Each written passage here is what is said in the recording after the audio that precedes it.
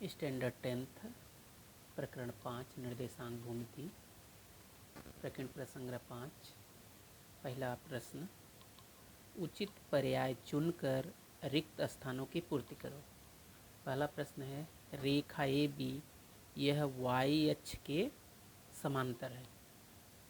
A B Y अक्ष के समांतर है।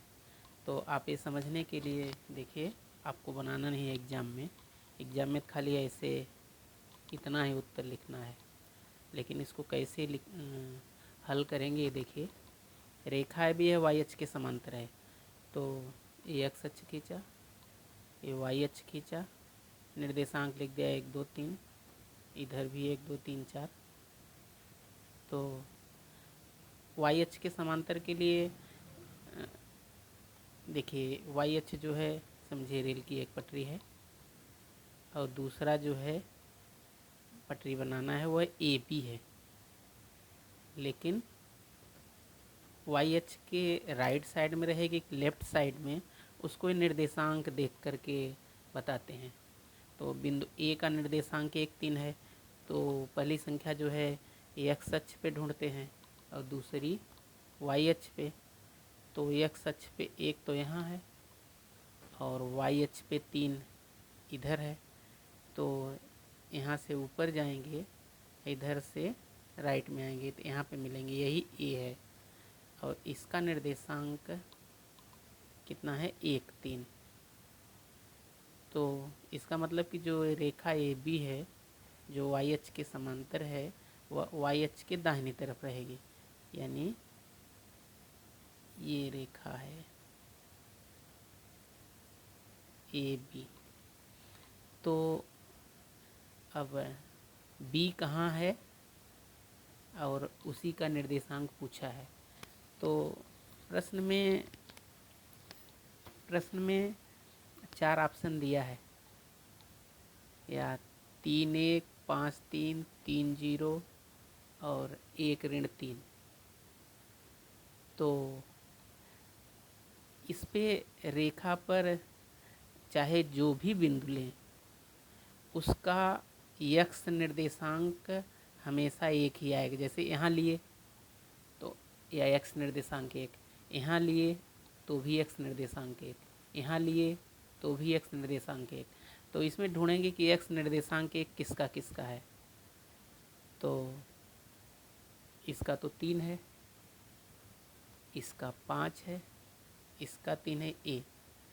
तो वह बिंदु जो है बी जो है कहाँ होगा, 1 ऋण 3। तो ऋण 3, ऋण तो जो है ये इधर ऋण 1 ऋण 2 ऋण 3, तो वो बिंदु यहाँ आएगा। तो बी का निर्देशांक क्या है, 1 और ऋण 3। तो हम सबको इतना डिटेल में नहीं जाना है। जब किसी अक्ष के समांतर कोई रेखा होती है, तो जैसे वाई अक्ष के समांतर है तो उसका एक्स निर्देशांक सेम होगा। उस रेखा पर चाहे जितने भी बिंदु होंगे, सबका एक्स निर्देशांक सेम होगा। जब एक ए का जो है एक्स निर्देशांक 1 है, तो बी का भी 1 होगा, तो 1 वाला ढूंढ लेंगे, तो विकल्प जो है डी आएगा। और इसका दूसरा प्रश्न, निम्नलिखित में से बिंदु, यहाँ खाली जगह है, एक्स अक्ष पर धन दिशा की ओर है। एक्स अक्ष पर धन दिशा, ये एक्स अक्ष है, यहाँ से यहाँ तक, इधर 1 2 3, इधर ऋण 1 ऋण 2 ऋण 3 है। तो ये जो है दाहिनी ओर वाला धन दिशा की ओर है। तो यहाँ पे देखिए प्रश्न दिया है कि कौन सा बिंदु जब धन दिशा की ओर है तो उसका एक्स निर्देशांक हमेशा धनात्मक आएगा। तो देखिए इसमें एक्स, किसका एक्स निर्देशांक धनात्मक है, तो पहला एक्स निर्देशांक होता है, ये तो ऋण 2 है, 0 होगा नहीं। तो 2 3 और 2 0, इन्हीं दोनों में से देखना है कि कौन सा है। तो निम्नलिखित में से कौन सा बिंदु एक्स अक्ष पर धन दिशा की ओर है, एक्स अक्ष पर। तो एक्स अक्ष पर एक्स अक्ष पर 2 जीरो ही होगा, क्योंकि जब 2 3 लेंगे तब तो चतुर्थांश में आ जाएगा। 2 3 लेंगे तो 2 यहाँ और 3 यहाँ, तो चतुर्थांश में आ गया। जबकि वो पूछ रहा है एक्स अक्ष पर, तो जब एक्स अक्ष पे जब होगा तो उसका वाई निर्देशांक हमेशा शून्य होता है, इसलिए विकल्प डी सही है। विकल्प डी सही है। ऋण 3 4 इस बिंदु की आरंभ बिंदु से दूरी। तो आरंभ बिंदु से दूरी का सूत्र है एक्स स्क्वायर ऋण वाई स्क्वायर। आरंभ बिंदु से सूत्र है एक्स स्क्वायर धन वाई स्क्वायर। तो एक्स का मान ऋण 3 है तो ऋण 3 का स्क्वायर, वाई का मान 4 है तो 4 का स्क्वायर। तो ऋण 3 का स्क्वायर 9 और 4 का 16, तो करड़ी में 25, करड़ी में 25 का वर्गमूल 5। तो यहाँ पे देखिए दिया है 7 1 5 ऋण 5, तो 5 आएगा। विकल्प सी सही है। तो आपको इतना ही लिखना है, विकल्प सी सही है। अब इसमें इसका जो है चौथा प्रश्न कट है, दूसरा जो है दूसरा क्वेश्चन कट है। इसमें 1 2 3 प्रश्न है।